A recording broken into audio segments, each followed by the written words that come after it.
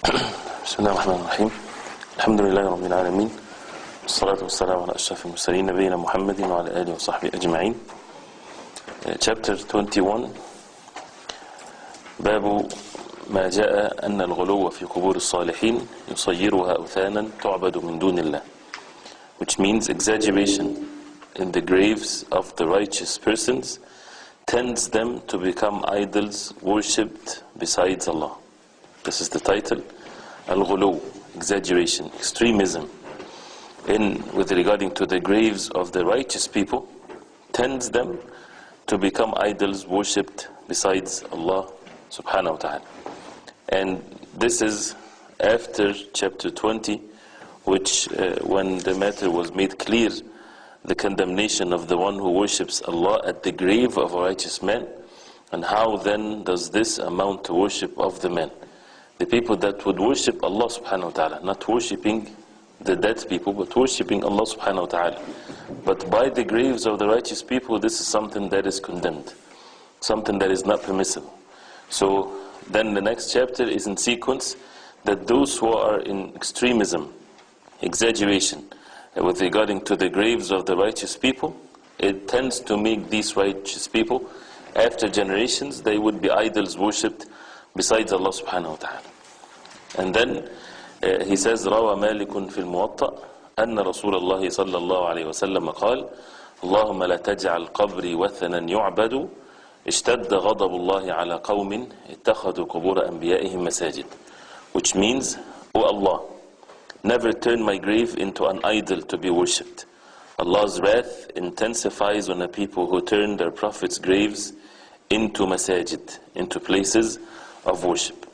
So this is a clear hadith from the Prophet ﷺ, that he had the fear that his ummah would fall into what the nations before fell in, and that is to worship their prophets besides Allah subhanahu wa ta'ala. And worshipping the prophets meaning that they would make a ibadah, even one ibadah, one act of worship to the Prophet and not to Allah subhanahu wa ta'ala. Like the dua, like the slaughtering, like the vow, like whatever ibadah that would be. So how did that happen? Is the exaggeration, is the extremism that leads them to such a disaster, which is the shirk, worshipping other besides Allah subhanahu wa ta'ala. And this is basically the sunnah of Allah on earth, that people, most of the human beings, they are forgetful about the end results of their actions, right? So they might do something, they don't see where this is leading them to. So that's why it's enough for them to be submissive to the orders of Allah and the Messenger sallallahu alaihi wasallam. They don't need to look ahead. Allah subhanahu wa ta'ala ordered them to do something, forbade them from do something, then this is enough for them, even if they would say, well, our case is different, and no, this is not permissible. Like many people would say, statues were forbidden at a time when people were closer to matters of kufr. Now it's different, right? There's no difference. If it's haram, then it's haram. So here the hadith of the Prophet ﷺ states clearly this fact and saying, اشتد غضب الله, that Allah's wrath intensifies on people that they made the graves of their prophets masajid, places of worship, places where they pray in, places of worship that has been built, as is mentioned in the previous hadith. What we benefit from this hadith? We benefit that al-ghulu meaning exaggeration or extremism with regarding to the prophets' graves would make it idols, worship besides Allah subhanahu wa ta'ala, as the Prophet ﷺ made dua to Allah subhanahu wa ta'ala not to make his grave as a wathan meaning an idol, to be worshipped besides Allah subhanahu wa ta'ala. Also, that from the exaggeration that the Prophet ﷺ forbade here clearly in the hadith, that when people would take the graves as a place of worship, and this is something that is widespread in the Muslim Ummah, they did not listen to the order of the Prophet ﷺ. They did the total opposite of it. And this is where the extremism, where the Prophet ﷺ forbade us from this, and that leads to shirk. And you go in any of these places where there is a grave being on top of it, a masjid, you would find the shirk. You would find people calling this place besides Allah subhanahu wa ta'ala, as exactly as the Prophet ﷺ said, which is in itself a miracle from the sayings of the Prophet ﷺ, that this matter never failed. Also, as the Shaykh mentions in the benefits, اشتد غضب الله, the wrath of Allah, the anger of Allah subhanahu wa ta'ala. So believing in this attribute of Allah subhanahu wa ta'ala in a way that fits the power and the majesty of Allah subhanahu wa ta'ala, that Allah subhanahu wa ta'ala is angry with those who do such a thing. يقول ولابن جرير بسنده عن سفيان عن منصور عن مجاهد أفرأيتم اللات والعزى قال كان يلت لهم السويق فمات فعكفوا على قبره. عليكم السلام ورحمة الله. يقول وكذا قال أبو الجوزاء عن ابن عباس كان يلت السويق للحاج. So he mentioned here another narration from Ibn Jarir Imam al-Tabari, the one with the tafsir, and he mentioned the chain of narration that Mujahid, he said, with regarding to the tafsir of the verse, أَفَرَأَيْتُمُ اللَّاتَ وَالْعُزَّى, which means have you then considered Al-Lat and Al-Uzza. He said, كَانَ يَلُتُّ لَهُمُ السُّوَيْقِ. The Lat, what is the Lat and what is the Uzza that is mentioned in the verse? The Lat, these were idols for the people of Quraysh. They used to worship it besides Allah subhanahu wa ta'ala. He says the Lat used to serve the pilgrims by preparing a suwaiq, fine flour of barley or wheat mixed with water and ghee for them. After his death, the people began to stay and confine at his grave for the purpose of reward. They just stayed by his grave, and then after that it became a place of worship besides Allah subhanahu wa ta'ala. They did not worship it immediately besides Allah subhanahu wa ta'ala, but that led them to such a thing. He says the same was reported by Abu al-Jawza from Ibn Abbas radiallahu anhuma. Ibn Abbas radiallahu anhuma, he reported لعن رسول الله صلى الله عليه وسلم زائرات القبور والمتخذين عليها المساجد والسرج, which means Allah's Messenger sallallahu alayhi wasallam cursed the women who visit the graves. He sallallahu alayhi wasallam also cursed those who set up mosques, masajid, and lights over graves, those who have lights and candles or whatever there is over the graves. This hadith has been confirmed by Abu Dawood, Tirmidhi, Ibn Majah, and An-Nasa'i. So this hadith is also clearly, as Ibn Abbas he said, that the Prophet ﷺ cursed the women, those who visit their graves, and those who would take on the graves masajid, build on the graves masajid, and those who would have candles or lights or whatever there is by the graves, a way of extremism that would lead people to the worship besides Allah subhanahu wa ta'ala. The lights and all these things are exaggeration, extremism that would lead the person. This is the human nature.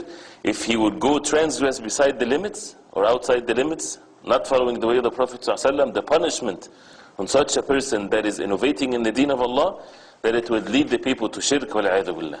These things definitely lead to people's destruction with the shirk and so on.